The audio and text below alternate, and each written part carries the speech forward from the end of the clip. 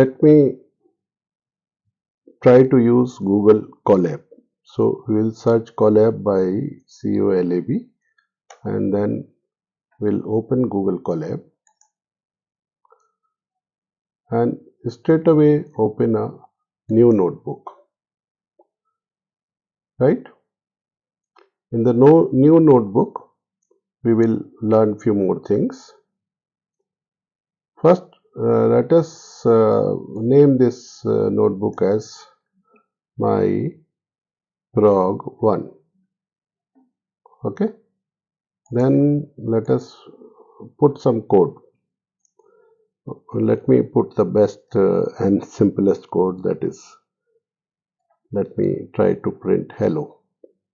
This is my first Python code and I will try to just run by using this run button here. I can also press Ctrl+Enter here. I'll first try to use it through this. This seems to be slow in first go, but let it be because it is running on internet and so many users across the world using this free tool.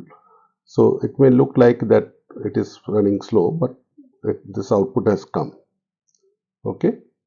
The advantage here is that I can have many types of code cells and text cells and I can run individually those cells. So let me have one more cell here and let me write a is equal to 1 here. I can have a multi-line cell also, nothing, but you have to just press enter and keep writing, and I will just print a plus b. So I have made a good program in Python that I can, this time I will run using, see those shortcuts are available here on, see, Ctrl+Enter. So this time I will run using Ctrl+Enter. Now I will see what happens. This output has come quite fast this time.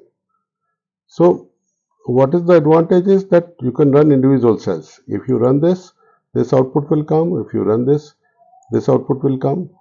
And if I run all components, so all the components will be run together. So this is the advantage of Google Colab. And actually this file is saved on my Google Drive. We will see this where it is actually there, but you have a powerful way of testing this. If you want to remove a cell, suppose I want to remove this cell, I can just delete it. So this cell, the down cell was removed. If I want to remove this cell, this will be deleted.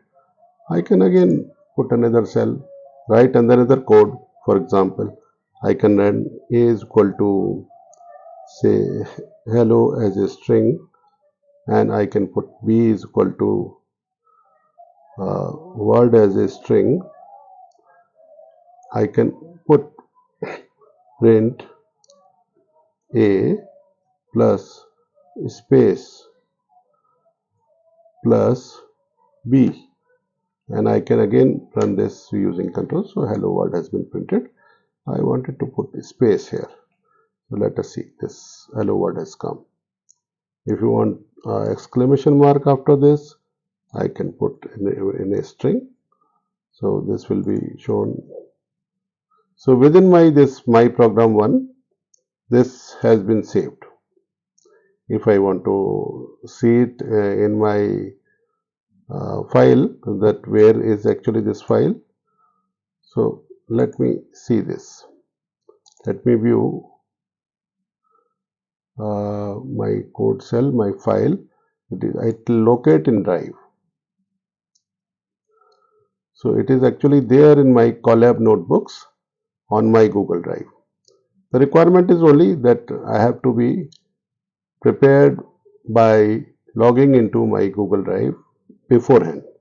So if I open this in my Google Drive, I can straight away see that what program was written into my Colab notebook.